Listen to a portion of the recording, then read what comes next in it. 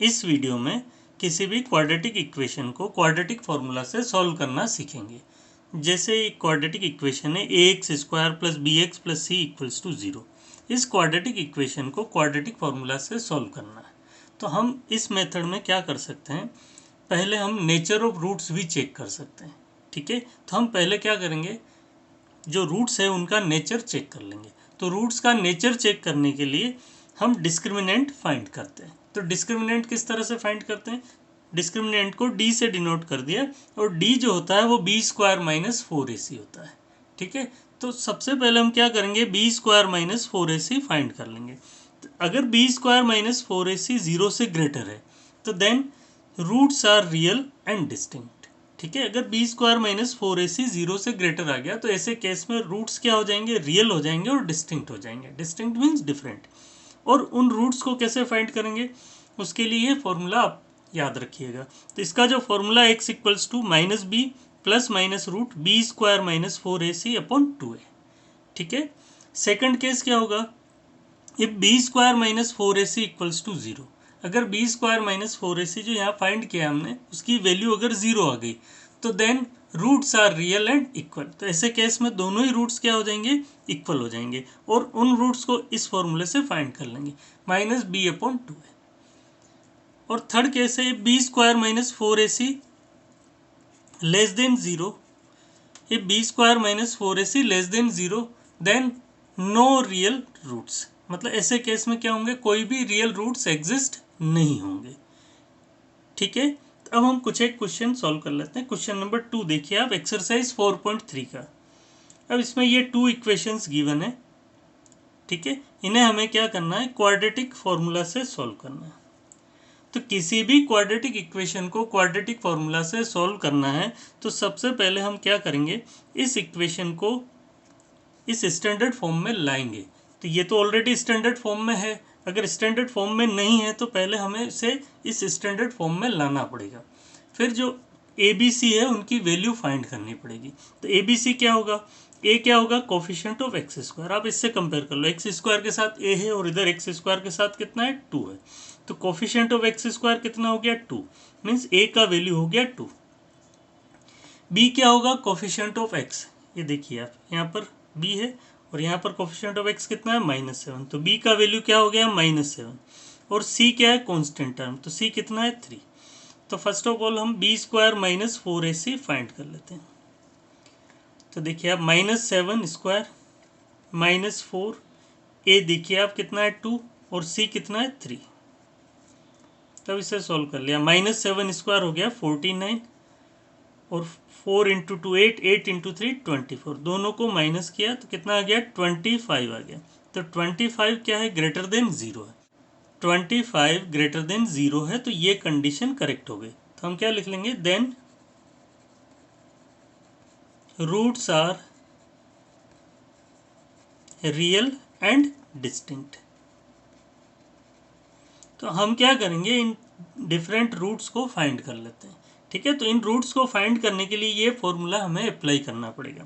तो क्या फॉर्मूला है, x = -b ± root b² - 4ac / 2a। अब देखिए आप b का वैल्यू पुट कीजिए, b कितना है, -7 और ये भी माइनस है तो माइनस माइनस क्या हो गया, प्लस हो गया। तो यहाँ 7 पुट कर दिया, ± रूट b² - 4ac, ये वैल्यू कितना है, 25। तो इसके प्लेस पे मैंने 25 पुट कर लिया। 2a, a कितना है हमारे पास, 2, तो ये मैंने पुट कर लिया। अब इसे आगे सॉल्व कर लेते हैं। 7 ± √25 कितना हो गया, 5 और 2 × 2 कितना हो गया, 4। अब इसे प्लस और माइनस सेपरेट लेकर के सॉल्व कर लेंगे। एक बार 7 + 5 / 4 ले लिया और एक बार 7 - 5 / 4 ले लिया। तो x का वैल्यू क्या आ जाएगा, 7 + 5 12 हो गया। 12 को 4 से डिवाइड किया, कितना आ गया, 3। तो x का वैल्यू, फर्स्ट वैल्यू क्या हो गया, 3। सेकंड वैल्यू क्या होगा, 7 - 5 कितना हो गया, 2 और डिनोमिनेटर पे 4 है तो इसको कैंसिल कर लिया, कितना आ गया, 1/2। तो ये दोनों ही क्या हो गए, इस क्वाड्रेटिक इक्वेशन के रूट्स हो गए, 3 और 1/2। ठीक है, सेकंड पार्ट देखिए आप। सेकंड पार्ट में कोफिशिएंट ऑफ x² 2 है तो a का वैल्यू 2 हो गया, कोफिशिएंट ऑफ एक्स कितना है 1, तो बी का वैल्यू 1 हो गया, और कांस्टेंट टर्म कितना है -4, तो सी का वैल्यू क्या हो गया -4। अब first b square minus 4ac find करके देख लेते हैं, जिससे हमें नेचर ऑफ रूट्स का पता लग जाएगा। उसी के अकॉर्डिंग हम फॉर्मूला अप्लाई कर लेंगे। तो बी स्क्वायर माइनस 4ac, तो बी कितना है 1 स्क्वायर माइनस 4, ए कितना है 2 और सी कितना है -4। तो 1 स्क्वायर हो गया 1, minus minus plus, 4 into 2 8, 8 into 4 32, इन दोनों को प्लस किया तो कितना हो गया 33। 33 क्या है ग्रेटर देन 0 है, 33 क्या है ग्रेटर देन 0 है, तो ये कंडीशन करेक्ट हो गई। तो क्या लिखेंगे, then roots are real and distinct. अब इसे भी सॉल्व कर लेंगे इसी फॉर्मूले से। तो x equals to minus b plus minus root b square minus 4ac upon 2a। अब वैल्यू पुट कर लेंगे, b का वैल्यू है 1, तो मैंने ये 1 पुट कर लिया।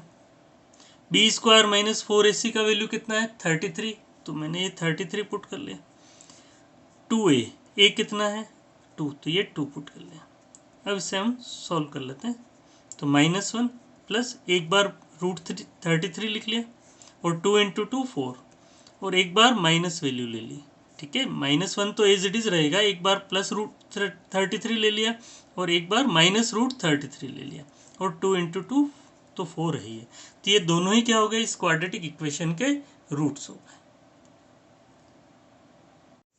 थर्ड पार्ट देखिए आप, थर्ड पार्ट है 4x square plus 4√3x plus 3, इसे हमें सॉल्व करना है। तो यहाँ देखिए कोफिशिएंट ऑफ x स्क्वायर 4 है, तो a का वैल्यू हो गया 4, कोफिशिएंट ऑफ x कितना है 4√3, तो b हो गया हमारे पास 4√3, और कांस्टेंट टर्म कितना है 3, तो c का वैल्यू कितना हो गया 3।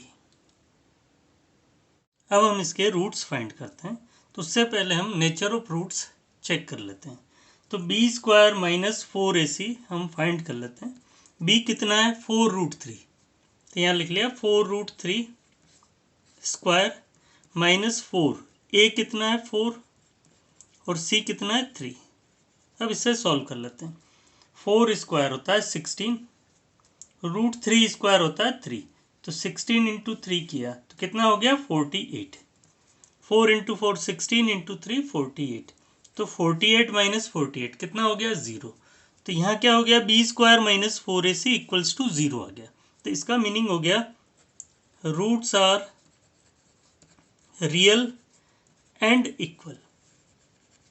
ठीक है, जब बी स्क्वायर माइनस 4ac 0 आ जाता है तो ऐसे केस में क्या हो जाएंगे, रूट्स रियल और इक्वल हो जाएंगे। ठीक है, अब इन इक्वल रूट्स को फाइंड करते हैं। तो उसके लिए क्या फॉर्मूला होता है, x equals to minus b upon 2a minus b upon 2a।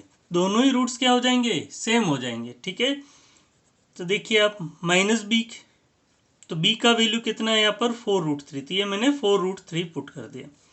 2a कितना है 4, यहाँ भी वही सेम पुट कर लो आप,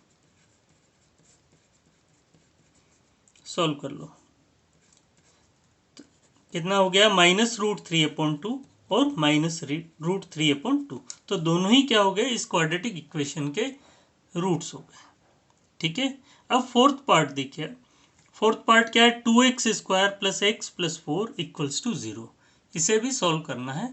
तो देखिए आप यहाँ पर a कितना है 2 है, coefficient of x square a होता है, तो a कितना है 2, b कितना है कोफिशिएंट ऑफ x, तो ये यहाँ पर 1 है, और c होता है कांस्टेंट टर्म, तो कांस्टेंट टर्म कितना है 4, तो ये मैंने 4 लिख दिया। अब बी स्क्वायर माइनस 4ac से चेक कर लेते हैं कि इसके जो रूट्स हैं उनका नेचर क्या है, उसी के अकॉर्डिंग आगे सॉल्व करेंगे।